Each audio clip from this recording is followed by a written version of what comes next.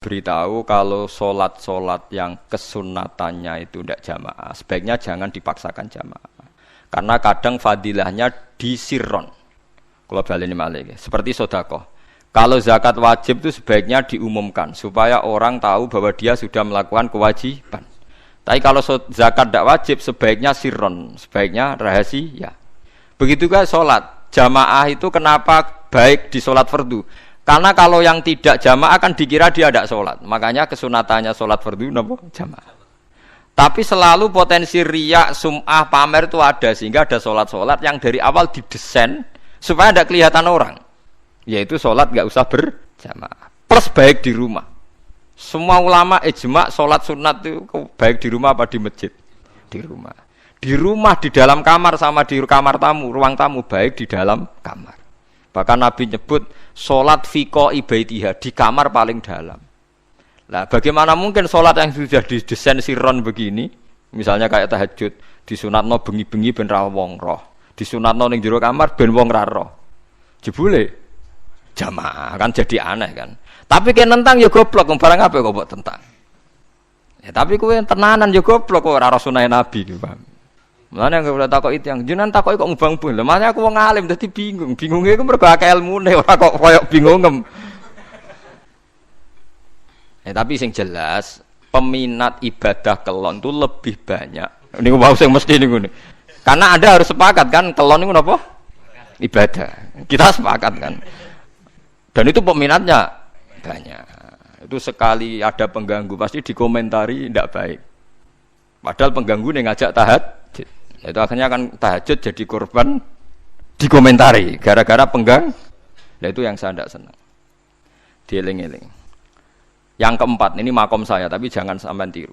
Ada thariqah namanya mulamatiyah yang pernah disebut di manaqib ya mulamatiyah. Orang sing maca malamatiyah. Ada ulama itu seumur-umurnya itu tidak pernah sholat qobliyah ba'diyah. Tapi aja tiru, kalau ngomong saya ulang-ulang jangan tiru. Nah, kalau sering niru, mboten nate sholat qobliyah ba'diyah. Termasuk yang menentang itu Abdul Hasan Asy'adzili dulu ketika beliau belum wali papan atas. Ulama mulamatiyah itu kalau katoan itu dengkule ketok. Jadi agak-agak pupu paling bawah itu ketok. Lanang lho, makanya coba yang wedok ning lanang bakat lanang. Kalau wong wedok kan auratnya semua tubuh ya. Jadi rodok katokan cekak. Pas Abdul Hasan Asy'adzili liwat itu dia ingkar, dia ulama kok katokan cekak atau sholat sunat. Hasan Asy'adzili yang jadi thariqah sama Syadziliyah nu. Itu juga pernah wali anyaran, janggal dia kan cek wali perfect, wali seneng sempurna. Nah, akhirnya ketemu sama ulama itu ternyata jagongan yang antarane langit mbek bumi. Kok orang tadi sing katokan cekak maksudnya itu kok orang tadi. Terus digojol sana. Kamu jangan nyindir saya, jangan ngenyek saya. Makomamu cek dura aku.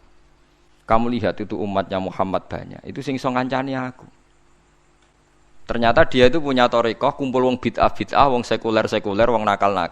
Supaya mereka untuk rahmat mergo dekne. Karena dekne mantep parang pangeran, gak mungkin wong bid'ah, wong salah tak awari aku kena azab. Mesti pangeran ngergani aku.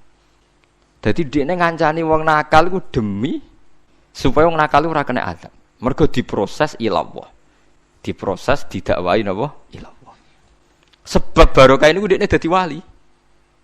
Terus adekne salat sunat qobliyah ba'diyah adekne berat. Kok tahu blas alasane? Dijak salat fardhu ya abot. Nak nganti disangka qobliyah ba'diyah penting, malah abot. Mulane aku ora usah salat qobliyah ba'diyah. Lah iku sing makome iku kula baleni malih. Dijak salat fardhu wae abot. Nak nganti aku qobliyah zuhur 4 rakaat, ba'diyah zuhur 4 rakaat. Utawa 2 rakaat, 2 rakaat. Tapi paling afdal kan 4 khusus zuhur lho nggih. Kaya apa? Dadi dekne nunjukno nek Islam ku mau salat fardhu faqat, ora luweh, ora kurang. Lha iku dadi wali mulamatiyah sing digo tawasul teng Manaqib Syekh Abdul Qadir apa? Jilani ya mulamatiyah. Iku wali-wali anti salat qobliyah, anti salat ba'diyah. Lane kula niku Nganti sakniki nggih jarang. Teng kampung kula nu terkenal Gus Bak iku wong alim ora tau salat sunat. Ya anggere wong narukan salat sunat kabeh aku malah ora, tapi nek ora kabeh aku tak salat ta. Pokoke sementing ku ya sementing beda. Sementing beda. Ya alasannya masuk akal. Alasannya masuk akal. Maka itu Abul Hasan Asyadzali pernah juga diingatkan wali-wali yang lebih senior. Begitu juga Abu Yazid Al-Bustami. Beliau juga pernah dipermalukan wali-wali agak preman. Tapi itu cerita wali, sampean harus percaya karena ini cerita ilmu hal.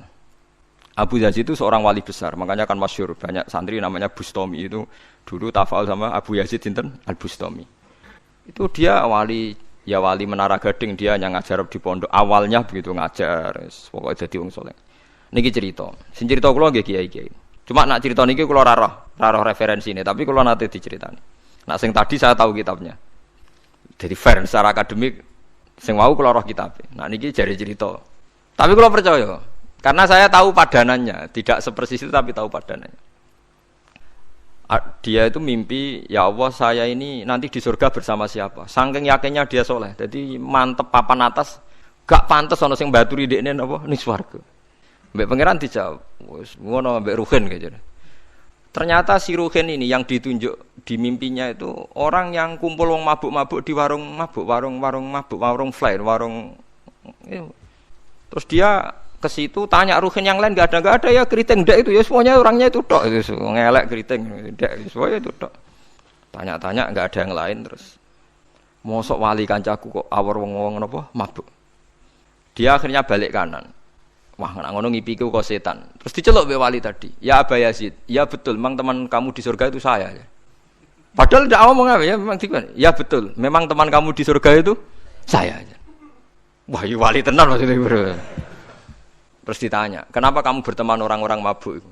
Dinya kowe, cangkemmu sing darani aku kancanan sapa? Aku iku ning gone warung mabuk mau ngombe banyu putih. Nak kancaku do mabuk aku orang banyu. Iku ape tak tobatno, sing separo wis ning masjid, saking nyabariku kancani, tapi aku ngombe banyu putih. Sing separuh tugasem engko. Senengane nyalahno wong. Waduh. Wali biasa kumpul santri kon nobatno preman.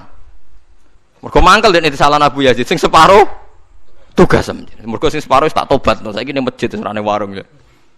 Abu Yazid ya rada meriang tapi wong piye ditantang ngono. Dekne wali tenan. Mau ngetokno waline dekne. Ya Allah, nak pancen kula waline jenengan tenan. Wong sing roh wajahku kudu tobat Gusti. Akhirnya Abu Yazid ngetokno waline. Ora umatem kon delok ora iku, nek ora tobat aja diundang Abu Yazid. Wah, itu kata wali. Akhirnya, "Hei umatku, hadza Abu Yazid." Iku Abu Yazid wali wah. Delok wajah itu. Didelok wajah langsung tobat. Makanya ini dua beliau itu akhirnya berteman apa? Di surga. Ya kan milih wali sing kayak Abu Yazid atau sing. Nah, menurut saya cerita ini penting supaya anda sing biasa ning warung ada kemungkinan itu lah. Maksudnya penting kan itu.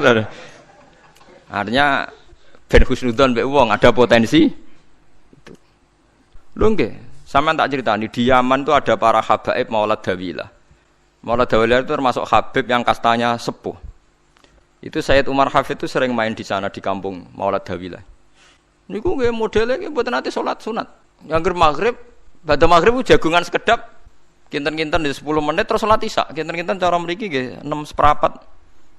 Ya saya itu Umar nggih mau gedhe-gedhe tok tapi Habib sendiri gitu. Mboten ngenteni waktu isya. Anggere takoki jenengan Habib ndak bedui pokoke kita bedui. Saking khawatirnya Islam dianggap berat. Mergo Imam Syafi'i ning mazhab kaul jadid, malah mboten kaul qadim kaul apa? Jadid. Nak darani wektu maghrib kira-kira wong salat 5 rakaat. Nggih, terus pokoke wong wudu nutupi aurat salat 5 rakaat. Niku nate kula hitung kira-kira mau 20 menit. Dadi nak sampean salat Isya 6:30 wis mesti napa? Sah. Cara mazhab Imam Syafi'i. Lah cuma mazhab ini enggak populer di ashabnya, ditentang nggih oleh ashabnya. Yang populer enteke mega napa? Abang. Tapi sebenarnya mazhab Syafi'i yang jadid itu. Mulane kula nang jamak takdim angger kira-kira wis 6:30 kita jamak nak pas lunga. Nggih sering jamak kalau tiang-tiang, tapi niki dereng isya. Ya pokoke cara aku wis isya, cara aku ora kudu mbok. Wis pokoke cara aku wis isya. Ya sebab kaul jadid malah. Makanya dulu ada seorang ulama berdebat. Sing sitok setuju waktu maghrib niku ngenteni enteke mega napa? Abang. Ana sing debatnya masuk akal ngeten. Niki sama-sama ulama bapak mbek anak. Padha ngalime ya padha sepuh. Ulama iki malah aneh carane nentang iku ndekne cara ndekne wektu maghrib ku nganti kira-kira 6:30 nganti jam 7. Engko lagi wektu isya jam 7:15. Pokoke ndekne moh nak darani wektu maghrib ku cepet moh. Jadi alasannya masuk akal. Pangeran ku nak gawe biasanya ana kembarane, jadi ana tandingane. Jadi lucu ulama kok jadi. Ulama ya kadang ya lucu. Sampai nak sholat subuh jam piro? 4:30 kan, anggap aja 4:30. Berarti subuh nganti meletak srengenge ada waktu sak jam setengah. Ana waktu pinten? Sak jam setengah. Lah saiki maghrib iku wis surup. Nggih, maghrib napa surup. Kudune maghrib ku duwe padanan subuh ana waktu sak jam setengah. Amun dia tidak setuju, entah emego abang tenan yo nek sak jam setengah malah dia nak santrine azan jam itu ngamuk, cung paling cepet 7:30. Perkarane dekne cara berpikir maghrib dipadakno subuh, yaiku qoblatul isyamsi ana wektu sak jam setengah jatahe subuh. Kudune ba'da ghurubi syamsi ya ana sak jam setengah jatahe maghrib. Dadi akhirnya santrine nak azan di 7:30, 7:30. Nak jam itu damuk tenan. Nak maulad dawilah wali 6:15 wis isa. Perkarane. Lah iku ulama. Ya semulane ya semacam-macam ulama iku macam-macam. Ya sik anut sing umum, sing penting ora ruwet. Ya tapi wau as-shalat khairun maudhu'un, asal salat itu mesti napa apik. Ya asal salat itu mesti napa apik. Soal kaifiyah macam-macam. Nah, sing terakhir sing masalah kaifiyah yang enggak diterima. Apakah boleh witir hanya 1 rakaat? Jawab Imam Syafi'i, na'am, boleh witir hanya 1 rakaat. Kados kula piyambak barisa seringe witir namung 1 rakaat. Ya ora ana ndase, ora ana gurine, 1 rakaat fakot. Iku witir sejati, paham? Witir napa sejati. Wah, mergo ora nganggo 3 rakaat yang 2 kan masalah kan? Ana nyicil napa? Nyicil napa? Witir. Jadi kalau tak akali, Gus kenapa nak witir sitok? Lah aku nganggo witir model piye wae ketoke ora sejati gak. Witir napa sitok? Lha iku Sayyidina Utsman iku sak urip-uripe sahabat terkenal. Niku mboten nate witir luwih kok sitok, iki sak rakaat. Tapi aja takok sing diwaca Quran khatam. Lah iku perkara. Dadi sak rakaat tapi diwaca Quran apa? Khatam. Dadi autara bi rakaatin khatama fihal Quran. Dadi sak rakaat tapi khatam Quran. Iku sinten Sayyidina sinten Utsman. Alasan Imam Syafi'i Nabi tau witir nganggo 3 rakaat. Cara Imam Syafi'i iku gak mungkin sing witir tetep sing guri sitok. Mergo sing loro tetep salatun mustaqillatun, salat sing sendiri. Mulane mulai saniki sampean nak mulai solu sunatan minal witri rakaataini jami'ah wis pokoke salatu jami'ah ya la haula wala quwata illa billah. Lah kok nak imame sholli sunatan minal witri rakaataini wis muni sak muni-muni mumam wis pokoke aku saiki salat. Karena aneh secara fikih aneh, bagaimana mungkin sholat yang sudah disalami ya punya status kan? Sholat saya gantung sholat setelahnya. Lalu gunanya salam menutup itu apa? Mosok min assalamualaikum sementara Gusti ini masih ada. Wis disalami umpama kowe ngentut ya salate sah, umpama aurate kebuka ya sah, mergo wis bar. Paham ya? Jadi sholat itu ora iso. Jadi mulane jadi kontroversi. Tapi ya apik bantah-bantahan sholat ya apik, bantah-bantahan barang apik. Jadi bangke bantah-bantahan iki ayundi malah perkara kan. Malah mari fitnah. Ya ada bantah-bantahan perkara napa? Sholat.